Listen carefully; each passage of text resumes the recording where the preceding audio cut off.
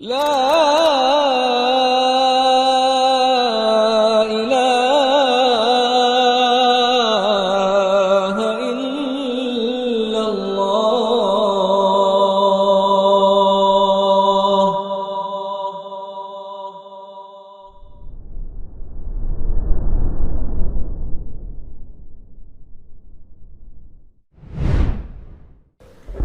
Bismillahirrahmanirrahim. Assalamualaikum warahmatullahi wabarakatuh. Waalaikumsalam warahmatullahi wabarakatuh. Innal hamdalillah nahmaduhu wa nasta'inuhu wa nastaghfiruh wa na'udzu billahi min shururi anfusina wa sayyiati a'malina. Man yahdihillahu fala mudilla lahu wa man yudlil fala hadiya lahu. Wa asyhadu an la ilaha illallah wahdahu la syarika lahu wa asyhadu anna Muhammadan 'abduhu wa rasuluh. Allahumma salli wa sallim wa barik ala Muhammadin wa ala alihi wa ashabihi ajma'in, amma ba'du. Allahumma inna nas'aluka ilman nafi'an wa rizqan tayyiban wa 'amalan mutaqabbalan. Allahumma faqihna fid din wa 'allimna ta'wil. Qala al-mu'allif rahimahullahu ta'ala wal 'arsyu fil lughah sarirul mulki. Qala Allah ta'ala 'an Yusuf Sarirul Malik. ahsan. والعرش في اللغة سرير الملك. قال الله تعالى عن يوسف ورفع أبويه على العرش وقال عن ملكة سبأ ولها عرش عظيم. وأما عرش الرحمن الذي استوى عليه فهو عرش عظيم محيط بالمخلوقات وهو أعلاها وأكبرها، كما في حديث أبي ذر رضي الله عنه أن النبي صلى الله عليه وسلم قال ما السماوات السبع والأرضون السبع عند الكرسي إلا كحلقة ملقاة في أرض فلات، وإن فضل العرش على الكرسي كفضل الفلاة على تلك الحلقة. قال المؤلف شيخ الإسلام ابن تيمية رحمه الله في الرسالة العرشية، والحديث له طرق، وقد رواه أبو حاتم ابن حبان في صحيحه وأحمد في المسند وغيرهما. بسم الله الرحمن الرحيم. الحمد لله الذي له ملك السماوات والأرض يحيي ويميت وهو على كل شيء قدير، والصلاة والسلام على المصطفى نبينا محمد وعلى آله وصحبه ومن تبعهم بإحسان إلى يوم الدين. السلام عليكم. اللهم إنا نسألك علما نافعا ورزقا طيبا وعملا متقبلا.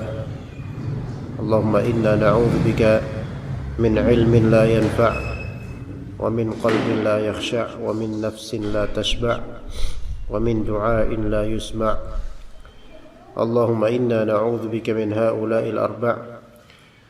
اللهم إنا نسألك الهدى والتقى والعفاف والغنى. Rafi, anak kepikiran Rafi'i. Kesian dia. Rabbana la tuzigh qulubana ba'da idh hadaytana wa hab lana min ladunka rahmah innaka antal wahhab. Alhamdulillah, kita lanjutkan insyaallah taala kajian kitab Talkhis Al-Hamawiyah atau Fathu Rabbil Bariyah bi Talkhis Al-Hamawiyah karya Syekh Muhammad bin Shalih Al-Utsaimin rahimahullahu taala. Kita masuk ke al-bab atau masih di al-bab al-ashir fi istiwa'illahi ala arsyihi, bab tentang istiwa Allah taala di atas arsy-Nya. Dan kita membahas fasal dari bab tersebut, yaitu fasal tentang arsy dan kursi. Waalaikumsalam. Tentang arsy dan kursi. Kalau di Indonesia kan arsy adalah singgasana, kalau di Indonesia kan kursi ya kursi. Tetapi pemaknaan di sini selayaknya, karena ini berkaitan dengan akidah Islamiyah, maka harus ditafsirkan sesuai dengan bagaimana para salaf menafsirkan, karena mereka yang paling mengetahui tentang agama Allah setelah Allah dan Rasulnya tentunya. Maka kita akan membahas makna dari arsy secara lughah dan maksudnya dari segi akidah, begitu juga dengan al-kursi. Dan apakah pembahasan arsy dan kursi ini relevan untuk orang awam? Segala permasalahan akidah yang global dan mudah insyaallah relevan, cocok untuk kalangan awam. Tidak ada kemudian kita bilang ini hanyalah layak dipahami oleh orang-orang mutakhasis saja, atau asatidzah atau tulabul ilm yang mereka konsentrasi di ilmu. Tidak, tapi untuk orang awam mereka juga layak dan sangat layak untuk memahami tentang hakikat arsy dari segi pemahaman salaf. Begitu juga dengan kursi, karena berulang-ulang dalam Al-Quran dan juga dalam hadis Nabi SAW itu menunjukkan bahwasanya hal seperti ini layak dipahami oleh orang awam. Namun seperti apa memahaminya begitu, ya? Apakah arsy itulah singgasana selayaknya singgasana makhluk, bentuknya seperti itu, atau bagaimana? Ya, mari kita insyaallah akan berusaha memahaminya. Fasl wal arsyu fil lughah sarirul malik. Arsy dari segi bahasa adalah sarir, sarirnya malik. Dan sarir itu berarti ya semacam kasur yang empuk, yang enak untuk diduduki, atau selonjoran di atasnya, atau sasarean di atasnya. Itu aslinya dari segi bahasa. Ya, sebagaimana tergambar di benak antum bagaimana seorang raja memiliki arsy, ya, yang kadang-kadang itu berupa kursi ataupun dia berupa apa? Dipan, ya, yang bertengger di atasnya. Waalaikumsalam warahmatullahi. Rafi sini Rafi. Enggak, kebanyakan di situ, kebanyakan orang nanti. Jinkor ini kebanyakan nanti, banyak godaan. Antum lewat sana, lewat sana. Wah, antum. Insyaallah. Sarungnya bagus banget, Mas. Atlas favorit itu. Anda tahu. Sini. Malah situ juga, malah situ. Nah, meneruskan track Rafi.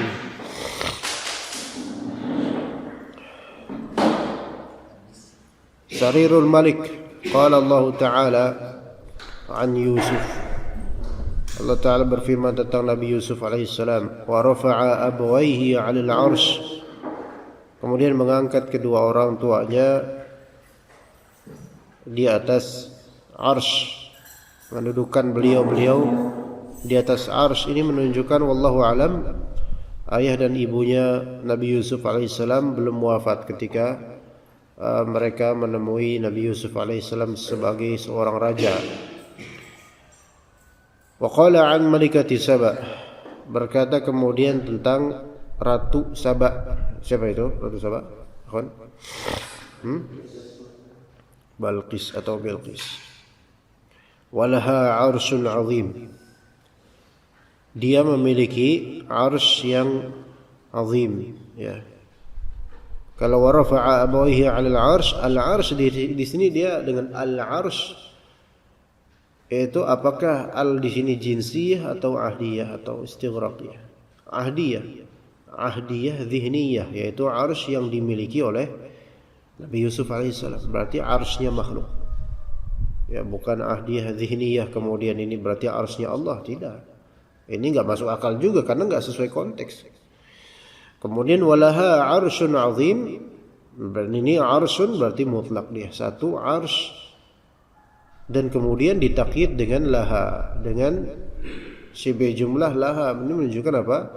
Milik Bilqis itu. Yang pertama di surat Yusuf milik Yusuf, yang kedua milik Bilqis. Artinya kedua arsy ini arsy yang berbeda dan miliknya makhluk. Ya, Allah ciptakan semuanya itu, tapi miliknya makhluk. Nah, berarti konteks arsyiyah yang kita sedang bincangkan dari segi bahasa ini adalah arsy-nya makhluk. Sehingga kalaupun tergambar di benak antum, ya khalas seperti itu. Ya, khalas ya arsy makhluk, arsy-nya raja dari kalangan makhluk. Baik, sekarang kita beralih ke arsy-nya Allah Subhanahu wa taala, yang kalau kita sudah berbicara tentang itu, maka sama dengan berbicara tentang hal gaib yang secara mutlak sekarang gaib nih. Ya. Iya, enggak bakal ada yang bisa lihat, wallahi, enggak bakal ada yang bisa lihat. Ya. Dan enggak ada nabi sekarang alaihi salatu wasallam, enggak ada. Jadi enggak ada lagi kabar baru tentang itu. Gaib sama sekali untuk sekarang. Enggak mungkin seseorang bermimpi tentang Arsy Rahman kemudian dia mendeskripsikan Arsy Rahman tanpa ada nas, lewat mimpi enggak bisa dan enggak boleh. Ya. Nah, sekarang kita bicara tentang Arsy Rahman. Kalau kita sudah berbicara tentang Arsy Allah Ta'ala, berarti sini sudah masuk bab akidah, bukan bab semata-mata tafsir lagi. Ya, tafsir, tapi juga masuk bab akidah. Dan ini kaitannya dengan Allah Subhanahu wa Ta'ala. Berarti bukan main-main. Kemudian juga ini adalah makhluk terbesar yang kita ketahui saat ini. Ya, makhluk terbesar yang kita ketahui, dan itu pun pengetahuannya bukan dengan idrakul his, tapi pengetahuannya dengan dalil. Adapun dengan his kita tidak melihatnya. Kita hanya secara akidah saja kita mengamininya dari segi dalil. Wa amma 'arsyur rahmanil ladzi istawa 'alaihi fahuwa, maka arsy-Nya Ar-Rahman yang dia beristiwa di atas Ar-Rahman, ya. Maka apa? Ini pakai masker nanti. Enggak, ini ada masker ya. Pak ini pakai masker langsung ini ya, digini mau kayak gini. Pakai masker. Soalnya ya ikhtiar lah minimal, tapi juga enggak enak sama orang-orang sini.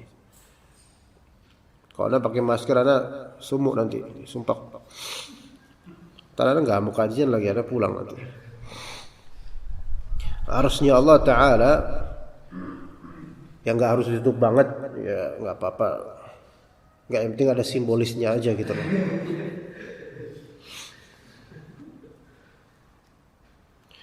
Arsy-Nya Rahman di sini arsyun azimun muhitun bil makhluqat bahwa a'laha, arsy yang agung yang meliputi makhluk-makhluk, tapi dia tetap makhluk, ya, wa huwa a'laha, makanya dikatakan wa huwa a'laha. Dan arsy itu adalah yang paling tingginya dari makhluk-makhluk, dan tetap termasuk makhluk, wa akbaruha, dan paling besarnya. Kama fi hadits Abi Dzar radhiyallahu anhu anna Nabi sallallahu alaihi wasallam qala. Nah, ini hadis Abu Dzar diriwayatkan oleh Imam Ahmad dan Ibnu Hibban. Mas samawati as-sab' wal arduna as-sab' indal kursiyyi illa ka halqatin mulqatin fi ardin falat. Tidaklah langit-langit yang jumlahnya 7 dan bumi-bumi yang 7 lapis ini indal kursi, langit dan bumi seluruhnya completely dibandingkan dengan kursi setakar apa kira-kira, seperti halqah mulqat, suatu halqah cincin kecil yang terlempar fi ardin falat, di bumi yang lapang luas kosong empty. Maka secincin itu, yang kalau dari jarak berapa meter, kalau di saya sekarang jarak berapa meter, kita buang cincin itu di padang pasir luas, nggak kelihatan dia. Ya, itu langit dan bumi loh, segitu loh. Dibandingkan dengan apa? Dibandingkan dengan kursi. Ya begitu. Langit dan bumi loh itu. Bukan bumi tok lah, bumi tok aja, bumi doang ini aja kita nggak bisa menjelajah semuanya. Bahkan satu Bekasi aja kita nggak bisa menjelajah, satu Bekasi doang loh. Ya karena jalannya geradakan, tapi itu satu Bekasi, nggak bisa kita jelajah. Apalagi satu bumi. Tapi bumi itu pun 7 lapis. Dan ini Allah alam menunjukkan apa? Kalau 7 lapis, bulat 7 lapis di dalamnya. Kemudian samawat as-sab', 7 lapis langit. Tapi kemudian semua itu ka halqatin mulqat. Nah, ini diantara dalil bagi orang-orang yang berpendapat bumi ini bulat, maka semua hal ini hanyalah kebulatan kecil. Kahalqatin, halqah, bulatan, bundaran kecil langit dan bumi, ya, terlempar, mulqat, yaitu sesuatu yang seolah-olah apa ya, rendah gitu loh. Fi ardin falat, di bumi yang, di dataran yang luas gitu, kosong. wa inna fadla al-'arsy 'ala al-kursiyyi ka fadli al-falati 'ala tilka al-halaqah. Dan hilqah atau halqah di situ halqah atau hilqah halqah. Dan sesungguhnya bagaimana arsy dengan kursi perbandingannya. Arsy bagi kursi bagaimana? Ya seperti itu juga sebagaimana bumi dan langit bagi kursi. Maka kursi bagi arsy ya seperti yang terwujudkan itu. Kafadlil falati ala tilkal halqah. Masya Allah. Berarti nggak ada apa-apanya. Langit dan bumi ini nggak ada apa-apanya bagi kursi, dan kursi nggak ada apa-apanya bagi arsy. Bagaimana dengan langit dan bumi bagi arsy? Bagaimana dengan manusia yang serpihan yang terlalu kecil di langit dan bumi dibandingkan dengan arsy? Hina banget, kecil banget gitu loh. Ya. Padahal manusia ini sudah diciptakan dengan ahsani taqwim. Tsumma radadnahu asfala safilin. Tapi kemudian illal ladzina amanu wa 'amilus solihati falahum ajrun ghairu mamnun. Orang yang beramal saleh, beriman beramal saleh, maka mereka diangkat nanti ke surga yang mana surga itu memiliki tingkatan a'laha wa awsatul jannah adalah Firdaus, yang mana itu saqafnya atau fauqnya adalah apa? Adalah arsy.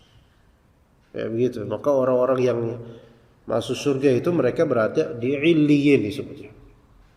Ya illiyin. Tempat-tempat yang paling tertinggi. Ya, enggak ada apa-apanya lah dibandingkan dengan dunia, bumi dan samawat ini. Padahal kalau kita ke langit aja, kita lihat di langit sepertinya unlimited gitu, enggak terbatas. Tapi ternyata di jamak langit dan bumi, yang mana kata Abdullah bin Mas'ud jarak antara langit dasar dengan langit kedua itu sekitar 500 tahun perjalanan. Gimana kalau sampai 7 lapis langit? 7 kali 500, 450 tahun, 4.500 tahun perjalanan. 3.500, enggak apa-apa, mubalok sedikit, namanya pedagang kan kadang kayak gitu, dilebihin dulu. Ntar di diskon dikit lah. 3.500 tahun perjalanan itu langit itu. Siapa yang bisa berjalan sampai segitunya? Enggak bisa. Dan itu pun hanya kahalqatin mulqatin fi ardin falat. Dibandingkan dengan kursi. Kursi pun begitu nasibnya dibandingkan dengan arsy. Maka bagaimana dengan Allahu Akbar? Enggak bisa diukur karena tidak kita ukur dengan akal kita. Lah yang ngomong seperti itu aja, ini aja kalau kita nalarkan dengan nalar aja enggak bisa diterima kok, karena emang terlalu sederhananya akal kita sebenarnya. Itulah ya. Tapi kita wajib mengimani ini karena hadis ini diriwayatkan dengan sahihnya. Qala al-muallif Syekhul Islam Ibn Taimiyah rahimahullah ta'ala fi risalah al-arshiyah wal hadith lahu turuq wa qad rawahu Abu Hatim wa Ibn Hibban fi sahihih wa Ahmad fi al-Musnad wa ghairihim. Nah, tadi kita berbincang tentang arsy fil lughah dan arsy fil aqidah. Arsy fil lughah berarti arsy makhluk ya. Dan arsy makhluk tidak melazimkan sama kaifiyahnya dengan arsy Khaliq. Walaupun arsy Khaliq ya tetap makhluk juga, karena arsy ini makhluk diciptakan oleh Allah Subhanahu wa taala. Ya, bukan merupakan zat Allah Subhanahu wa taala, makhluk. Tapi kaifiyahnya memiliki perbedaan dengan kaifiyah arsy makhluk lainnya. Arsy-nya Nabi Yusuf pada masanya, apakah mungkin disamakan dengan arsy-nya Allah taala walaupun sama-sama makhluk? Enggak mungkin lah. Nah, sesuai dengan hadis ini coba. Arsy-nya Allah aja, kursi aja dibandingkan arsy Allah sebegitu luar biasanya. Apalagi langit dan bumi sekecil. Apalagi cuman arsy-nya manusia yang kecil itu dibandingkan dengan arsy-nya Rahman. Taib, itu dari segi antara makhluk ada tawafuq al-lafz, tapi tawafuq, al-lafz mutawafiq. Lafalnya sama, arsh. Tetapi hakikat kaifiyahnya enggak sama sekali enggak sama. Itu antar makhluk, ya. Maka tidak ada talazum antara tawafuqul lafz bi tawafuqil kaifiyah, enggak mesti. Lafal sama itu tidak mesti melazimkan samanya kebagaimanaan dari semua itu. Iya. Sebagaimana antum dicontohkan oleh Syekh Utsaimin rahimahullah di syarahnya, antum kan punya kuku cakar ya. Kucing juga punya. Kucing kalau udah emosi dia kan darah tinggi gitu kan, dia mengeluarkan cakarnya langsung keluar, kucing dan semisalnya. Nah, kalau misalnya hari Jumat antum melakukan taklim al-adhafir, ya kan? Dipotong kukunya. Nah, pas mau salat Jumat antum senggolan sama ikhwan lain. Disenggol gitu. Antum lagi sebel gitu kan. Habis itu apakah antum bisa mengeluarkan cakar antum seperti kucing? Enggak bisa, padahal sama-sama punya cakar dan ceker sama-sama ya. Tapi kesamaan tersebut tidak melazimkan kesamaan kaifiyah. Ya, kalau seseorang dibilang, "Gus, sampean punya wajah enggak?" Punya. Ketek punya wajah enggak? Iya, tuh. Foto apa? Lo rapotu lah gimana? Masa sama? Ya beda lah. Tapi kan sama-sama punya wajah. Kalau antum menetapkan antum punya wajah, berarti antum menyamakan diri antum dengan monyet. Karena monyet punya wajah. Lah enggak gitulah kata si Gus itu. Ya enggak tahu. Enggak bisa lah. Ayo wajah saya, wajah ketek. Kamu pun punya wajah, dibilang gitu. Enggak mesti wajah saya kesamaan nama wajah ini melazimkan kesamaan kaifiyah, tata cara, sifatnya enggak beda. Walaupun ya mungkin juga sama gitu kan kadang-kadang. Ya. Tapi kan Gus ada matanya, ada mulutnya, ada hidungnya. Kemudian kadang-kadang ketek itu ngomong kalimat yang batil. Ya, sampean juga Gus ngomong kalimat batil, kan sama-sama. Itu gimana? Ya. Oh, enggak bakal mau disamain. Ya wis. Juga punya wajah Gus. Gimana? Sama enggak bakal mau samain. Bahkan wajahmu yang bid'ah itu pun enggak mau saya samain sama saya. Ya. Mereka pun mengakui hal seperti ini. Tapi ketika untuk Allah dan Allah sudah mengabarkan tentang dirinya, tentang wajahnya, dan Rasulullah telah mengabarkan tentang wajah, dan Allah dan Rasulnya adalah syari' dan Rasulullah SAW kalimatnya, ya, sunnah Nabi SAW kalimatnya wajib kita terima. Kemudian mereka enggak terima secara zahir kalam tersebut. Oh, enggak bisa ini kalau kita bilang Allah Ta'ala memiliki wajah berarti sama dong dengan wajah manusia. Lo sampean saja punya wajah dan mengabarkan kepada orang-orang sampean punya wajah, enggak mau disamain sama ketek kok. Kenapa kok untuk hak Allah yang sudah Allah klaim dirinya tentang itu, udah Allah isbatkan, Rasulullah SAW tetapkan, tapi kok sampean malah enggak menerima hal tersebut dengan alasan itu melazimkan kepersamaan terhadap makhluk? Gimana? Ya seperti itu, ikhwan. Oke, kita lanjut sebentar. Sebelumnya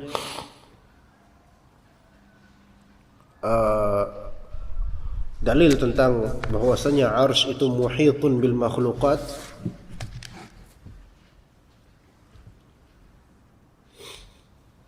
Ini wa amma, kata Syekh Utsaimin dalam syarahnya, wa amma kaunu muhitan bil makhluqat fad-dalilu ala dzalika min qawlihi ta'ala fil kursi. Dalilnya adalah istinbat dari dalil di ayat kursi, wasi'a kursiyyus samawati wal ard.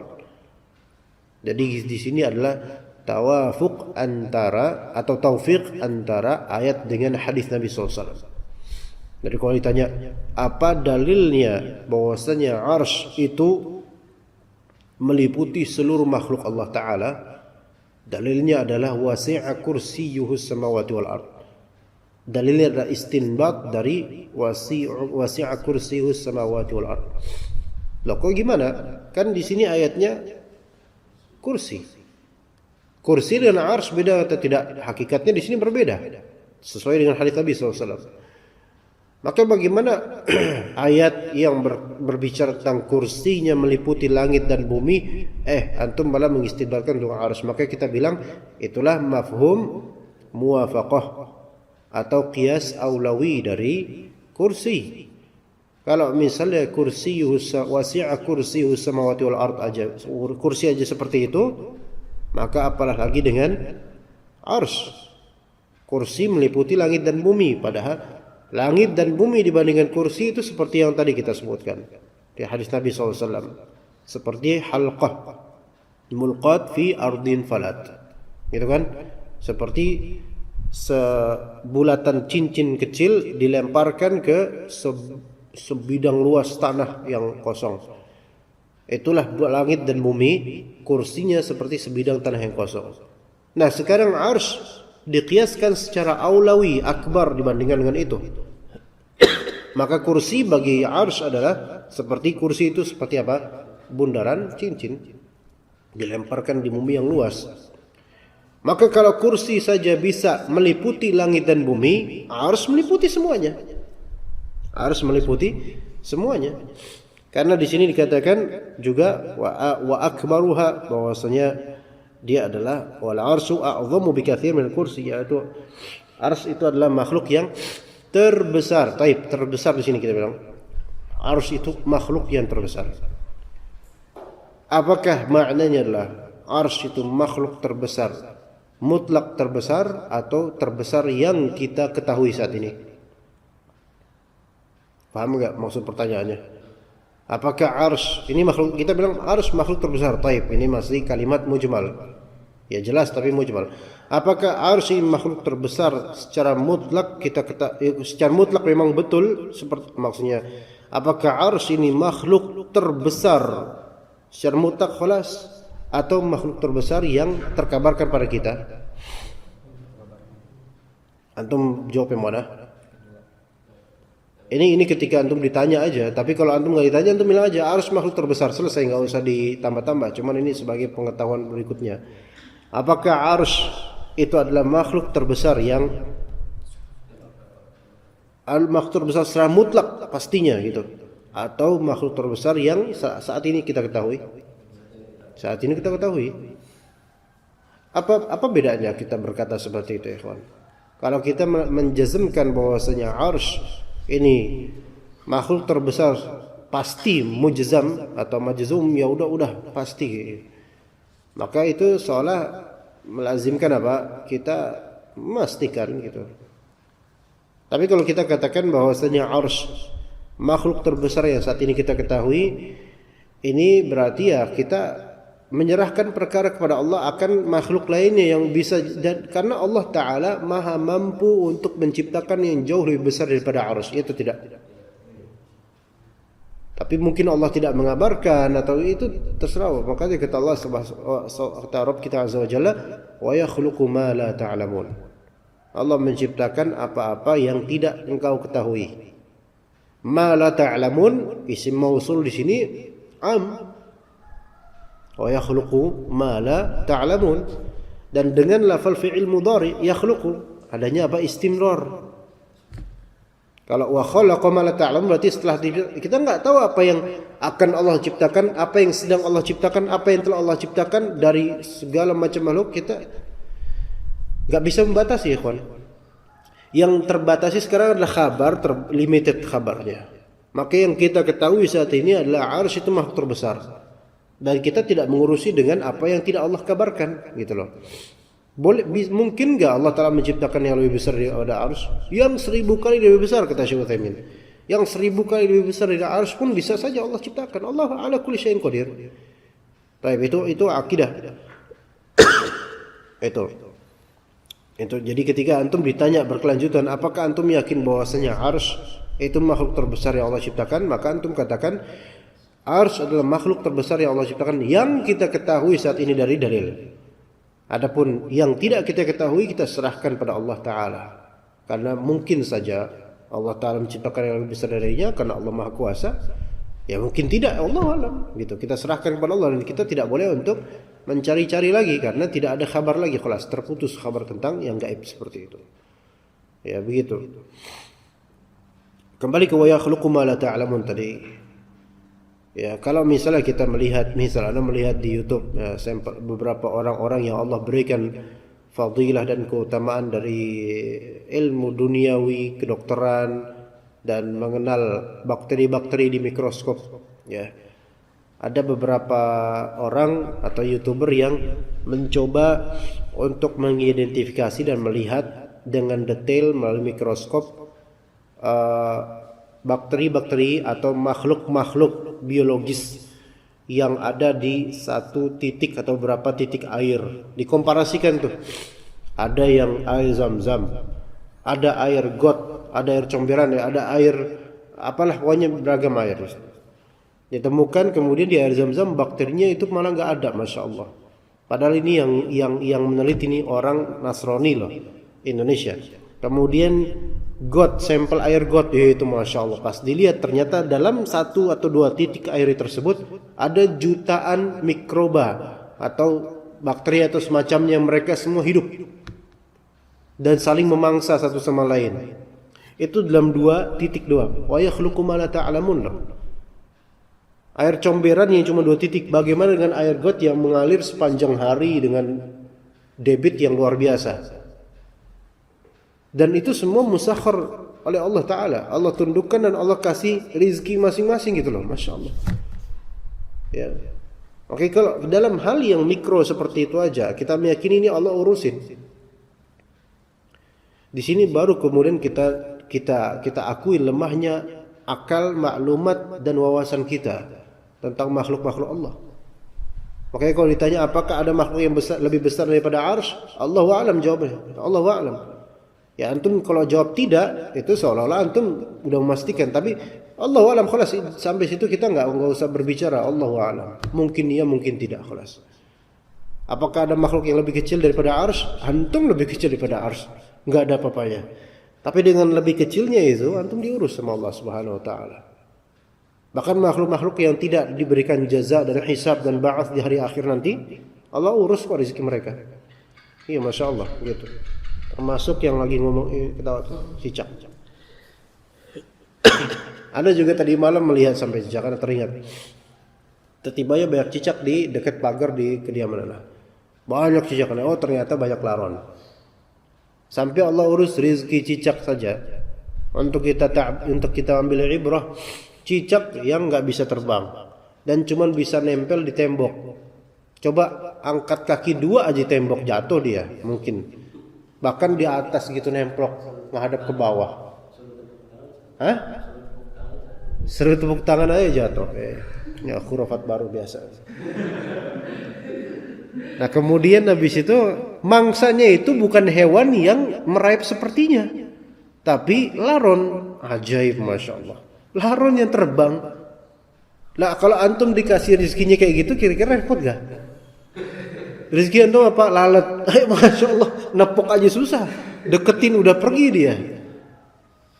Dan itu cicak nggak ada yang pernah menyerah gitu loh dengan itu.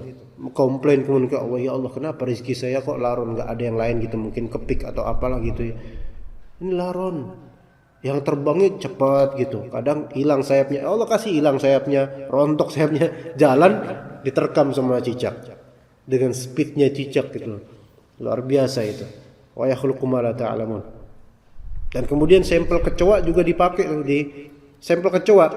Kecoa dibenyakin, kan banyak kecoa kan, kemudian kan ada jeroannya gitu yang kalau dibayangin masya Allah, apa dilihat langsung kayaknya sedap banget gitu. Diituin kecil aja gitu, taruh kemudian di mikroskop, dilihat masya Allah bakterinya luar biasa, jahat, buruk sekali, banyak sekali, dan itu hidup loh. Jadi kalau misalnya kecoa udah antum benyakin, kemudian ngocor gitu ya apa isinya, itu banyak mikrobanya di situ, banyak bakterinya tuh. Dan itu Allah yang urus gitu loh, luar biasa. Luar biasa. Ya. Dan dengan itu Allah Ta'ala tidak membebani kita untuk mengetahui detail semua itu. Sekarang kalau antum lagi tidur di kasur yang sudah 5 tahun gak pernah dijemur, itu ada apa aja di kasur itu? Ada makhluk yang Allah lebih tahu tuh. Antum nggak tahu kan? Tapi apa? Kemudian sebelum tidur antum bilang apa? Allahumma inni aslamtu nafsi ilaika wa fawwadtu amri ilaika wa wajjahtu wajhi ilaika wa alja'tu dhahri ilaika. Menyerahkan diri pada Allah dan menyerahkan perkara urusan pada Allah. Lihat, kalau enggak Allah urus, antum udah gatal-gatal, besok pagi antum jadi Michael Jackson. Iya kan? Gatal semuanya, kutu bangsat. Dan asyaddu bangsatan daripada kutu bangsat masih banyak. Iya. Tapi Allah enggak membebani antum untuk itu. Allah hanya memerintahkan melalui lisan Rasulnya untuk mengucapkan doa-doa sebelum tidur. Luar biasa. Ya begitu. Jemaah sekalian, indahnya Islam. Ya. Baik, lanjut aja deh. Tafadhal kursi. وقال المؤلف رحمه الله تعالى في اللغة السرير وما يقعد عليه وأما الكرسي الذي أضافه الله إلى نفسه فهو موضع قدميه تعالى. قال ابن عباس رضي الله عنهما الكرسي موضع قدميه والعرش لا يقدر قدره إلا الله عز وجل. رواه الحاكم في المستدرك وقال إنه على شرط الشيخين وقد روي مرفوعا والصواب أنه موقوف. وهذا المعنى الذي ذكره ابن عباس رضي الله عنهما في الكرسي هو المشهور بين أهل السنة وهو المحفوظ عنه وما روي عنه أنه العلم فغير محفوظ وكذلك ما روي عن الحسن أنه العرش ضعيف لا يصح عنه. قال ابن كثير رحمه الله تعالى. طيب والكرسي في اللغة. Nah, ini kursi secara lugah as-sariru wa ma yuq'adu alaih. Di situ baca gimana? Wa ma yuq'adu alaih. Ahsan, sahih, sama. Itu sarir, apa Indonesianya sarir itu apa? Kasur dan semisal itu ya. Kursi ya tempat duduknya ada yang kayu, ada yang kasur, ya seperti itulah. Wa ma yuq'adu alaih, dan apa-apa yang memang diperuntukkan untuk diduduki itu kursi. Ini jelas ya. Wa ammal kursiyyul ladzi adhafahu Allahu ila nafsihi, adapun kursi secara akidah yang mana di sini yang dinisbatkan kepada Allah Taala menisbatkan pada dirinya, wasi'a kursiyyuhu, ya gitu, kursiyyu, maka itu apa? Maudhi'u qadamaihi ta'ala, ya, tempat qadamaihi, kedua kakinya Allah Subhanahu wa taala. Ini yang menjadi iskal bagi sebagian orang, karena apa? Membentukkan Allah di benaknya dengan bentuk fisik begitu saja untuk sebagai kelaziman dari tafsiran kursi, yaitu maudhi' qadamaihi ta'ala. Faham di sini? Kata siapa ini, ikhwan? Kata Abdullah bin Abbas. Qala Ibnu Abbas radhiyallahu anhuma, al-kursiyyu maudhi'ul qadamaini. Beliau ngomong itu, kursi, berbicara begitu, tempat kedua kakinya. Itu dalam konteks berkaitan dengan Allah Ta'ala atau bukan? Tentang Allah, karena lihat wal arsyu, di situ wal arsyu la yaqduru qadaruhu kan? La yaqduru qadrahu illallahu azza wa jalla. Dan arsy tidak ada yang mampu untuk mentakdirkan ukurannya kecuali Allah Subhanahu wa taala, menaksir ukurannya, mengetahui berseberapa besarnya kecuali Allah taala. Baik. Arsy dengan sebegitu besarnya bagi Allah kecil enggak? Kecil. Apalagi kita kalau pakai mafhum muwafaqahnya gitu, kalau pakai kiasnya, apalagi kita. Tapi ini perkataan siapa? Perkataan Abdullah bin Abbas, diriwayatkan oleh Imam Hakim dan diriwayatkan oleh anaknya Imam Ahmad dalam kitab As-Sunnah, dan disahihkan oleh Al-Albani rahimahullah dalam Mukhtasar Al-Ulu karya Az-Zahabi. Sekarang kita itu mau ikut pemahaman salaf atau enggak, itu dia loh. Mau ikut salaf atau ikut mutakallimin, atau ikut mutakallimin tapi belaga ikut salaf, mau yang mana? Nah, gitu. Atau ikut mutakallimin dan menisbatkan ini perkataan mutakallimin adalah perkataan salaf juga. Enggak, khata ini. Abdullah bin Abbas diriwayatkan dalam kitab-kitab sunnah. Dan ini Abdullah bin Abbas, ulamanya sahabat, di antara ulamanya sahabat setelah Abdullah bin Mas'ud. Abdullah bin Abbas yang merupakan salah satu ahlul bait Nabi SAW, katanya menghormati ahlul bait. Dengerin, gitu kan? Kemudian Abdullah bin Abbas yang disebutkan, didoakan oleh Nabi SAW, Allahumma faqihu fid din wa 'allimhu ta'wil. Ya Allah, buat dia paham akan agama Allah. Arsy dan kursi termasuk agama, bukan? Keyakinan terhadapnya agama Allah Ta'ala. Dan fikih terbesarlah fikih tentang akidah, fikih akbar, faqihu fid din. Beliau lebih paham tentang agama Allah Ta'ala dibandingkan kita. Ikut beliau. Wa 'allimhu ta'wil, dan ajarkan kepada beliau tafsiran. Arsy ditafsirkan oleh beliau seperti ini. Dan beliau sahabat. Dan para sahabat terutama ulamanya itu adalah aminul ummah. Mereka menjaga amanat ilmiah umat ini, kaum muslimin. Maka ilmu kita harus mengacu kepadanya, kalau apalagi dalam masalah akidah ini. Kalau dalam masalah fikih mungkin ada khilafiyah di antara sahabat, tapi dalam masalah ini tidak ada pengingkaran dari sahabat lainnya, tidak ada pengingkaran dari tabi'in dan seterusnya.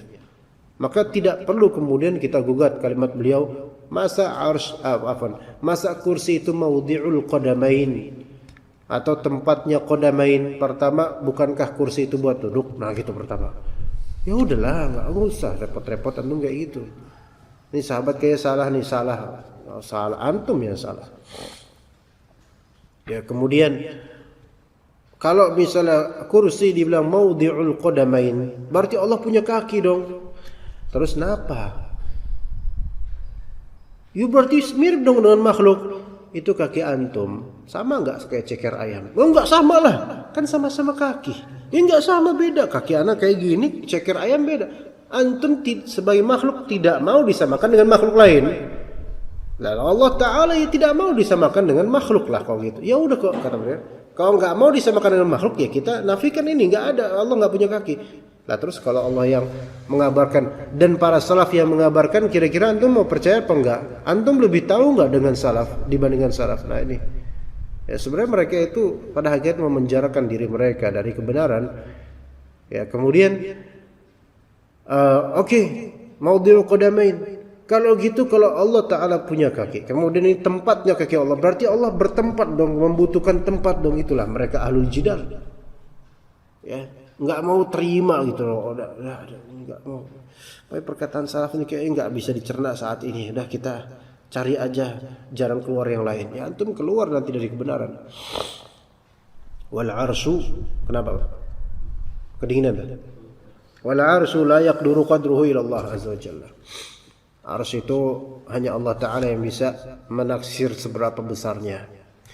Rahul Hakim fil Mustadrak wa qala innahu ala syarti syaikhaini wa qad ruya marfu'an wa shawabu annahu mauquf.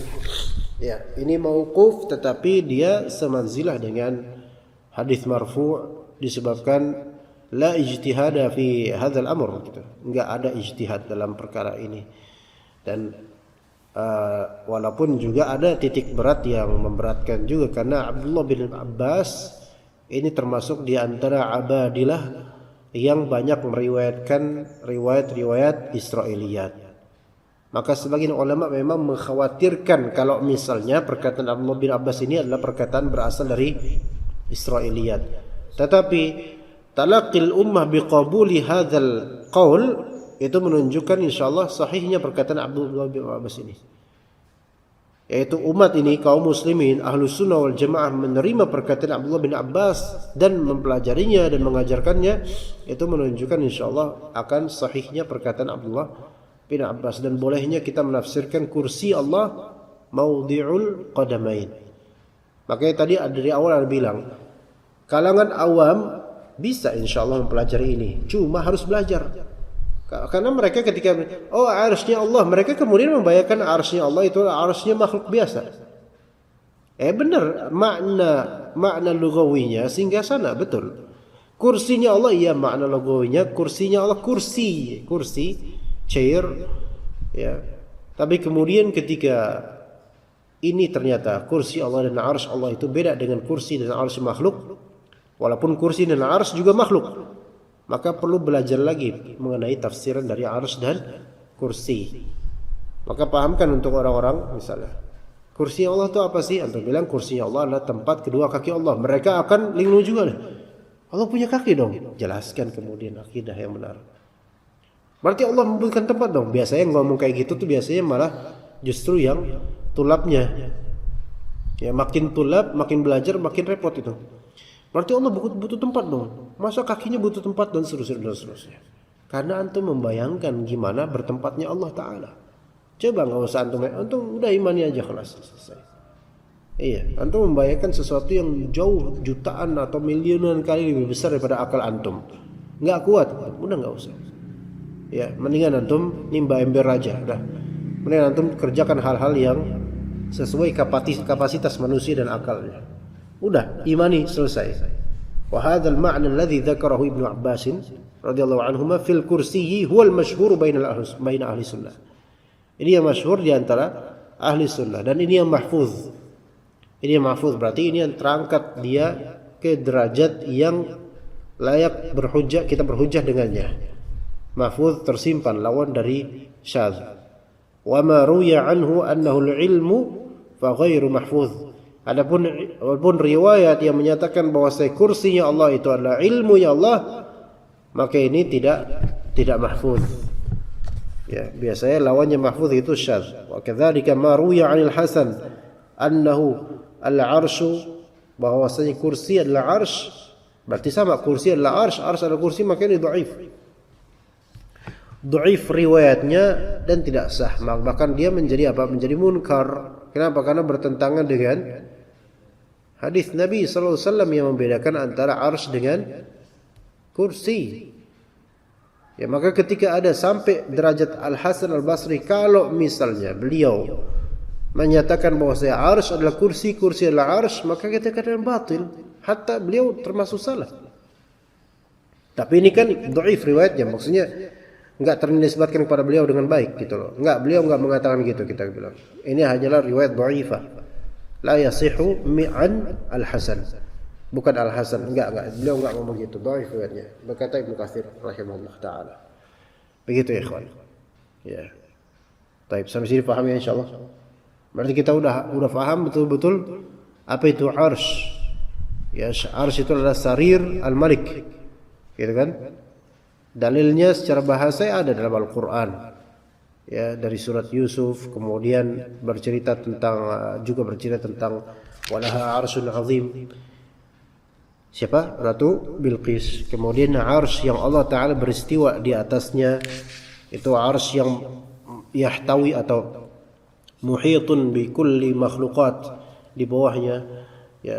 Dan juga ada dalil yang berkaitan dengannya, perbandingan antara kursi dengan langit dan bumi, dan perbandingan antara arsy dengan kursi. Ya, mas samawati as-sab' wal arduna as-sab' 'inda al-kursiyyi illa ka halqatin mulqatin fi ardin falat. Masyaallah. Wa inna fadla al-'arsy 'ala al-kursi ka fadlil falati ala tilkal halqah. Masyaallah. Kemudian kursi dari segi bahasa as-sariru wa ma yuq'adu alaihi, kan? Sarir, kursi adalah sarir wa ma ataupun yang didudukkan di atasnya itu kursi. Apakah kursi dengan singgasana itu sama? Kalau untuk masalah akidah ini kita katakan tidak, karena ketika kita mengatakan keduanya sama, satu zat, satu makhluk, maka itu berarti bertentangan dengan hadis yang tadi kita sebutkan. Maka apa-apa yang bertentangan dengan hadis, walaupun secara uruf mungkin saja terjadi, itu kita harus mengacu pada hadis. Taib, mungkin nggak seseorang nanti misalnya dia punya singgasana, raja ini punya singgasana, dan dia menyebut singgasananya kursi, boleh nggak? Ya terserah dia, karena itu urusan dia gitu loh. Bahkan dia namain singgasananya misalnya kijing pun nggak apa-apa, nih kijing saya gitu loh. Atau dinamain singgasana kuburan pun nggak masalah, terserah dia. Tapi ketika ini tentang Allah Ta'ala, milik Allah, arsy-nya Allah, kursinya Allah, maka kita mengacu pada ilmu, bukan pada uruf biasa ya, atau keinginan orang. Jadi kursi secara tafsiran syar'i yang disebutkan oleh Ibnu Abbas apa? Maudhi'u al-qadamain. Ya, qadamain siapa? Qadamainnya Allah Subhanahu wa taala. Tentang bagaimananya enggak usah diomongin karena enggak nyampe akal kita. Begitu wallahu taala alam. Ya cukup. Dari siapa? Dengan siapa di mana? Passwordnya. Dari siapa? Johan Iskandar. Izin bertanya Ustaz, apakah bisa kita sedikit simpulkan bahwa segala redaksi asma wa sifat yang Allah kabarkan kepada manusia sekadar agar bisa dipahami oleh akal manusia yang terbatas, sementara hakikat atau kaifiahnya hanya Allah yang tahu, bagaimana wajahnya, tangannya, istimewa dan lain-lain. Baik. Apakah penmutlakan asma dan sifat yang Allah kabarkan tentang dirinya di Al-Quran maupun melalui lisan Rasulnya di As-Sunnah itu adalah penyederhanaan bahasa agar dipahami oleh manusia tentang Allah Subhanahu wa taala? Ada. Maka kita katakan bahwasanya dikhawatirkan kalau kita katakan begitu, ya, itu membuka pintu kerusakan. Yaitu nanti ahlul kalam bakal beralasan ini kan hanya penyederhanaan bahasa. Enggak. Kita bilang ini adalah kabar dari Allah, bukan sebatas penyederhanaan, karena memang Allah betul-betul ingin memperkenalkan dirinya tentang dirinya kepada kita, bukan sebatas penyederhanaan pemaknaan supaya masuk ke logika manusia. Gitu, enggak. Kita katakan bahwasanya apa? Itu cukup kita katakan itu adalah kabar dari Allah dan Rasulnya, selesai. Enggak perlu kita kemudian mengalaskan, mendasarkan bahwasanya itu hanyalah suatu penyederhanaan karakter dengan pembahasaan yang bisa dipahami oleh kita. Iya betul, Allah Subhanahu wa taala menurunkan Al-Qur'an agar kita memahami, ya, Arabiyyan la'allakum ta'qilun. Iya, supaya kita paham, betul. Kemudian walaqad arsalna wa ma arsalna min rasulin illa bilisani qaumihi liyubayyana lahum. Betul. Kami telah mengutus para rasul, ya. Jangan pada main HP dong. Oh, Sunan Nasai. Tak kira main HP. Sunan Nasai nanti habis ini. Sampai mana tadi anak? Sunan Nasai. Antum jangan-jangan nggak dengerin. Susah mau ngomongin lagi. Mau ngomongin lagi susah. Aduh, saya mana tadi anda ngomong? Hah? Wa ma arsalna min rasulin illa bilisani qaumihi liyubayyana lahum. Tidaklah kami mengutus rasul kecuali dengan bahasa mereka untuk menjelaskan mereka. Betul. Tapi bukan sebatas pembahasaan, melainkan untuk pemaknaan hakikat. Hakikat di sini apa? Yaitu hakikat pemaknaan, yaitu hakikat yang sesuai dengan lughah yang diturunkan. Ya, bukan untuk dilogikakan bagaimana, tetapi untuk difahami bahwasanya Allah Subhanahu wa taala memiliki sifat ini dan nama ini. Baik. Kemudian apalagi ya tadi mau ana ngomongin? Apalagi tadi pertanyaan? Ada yang mau ana ngomongin lagi? Di akhir kalimatnya apa beliau bilang?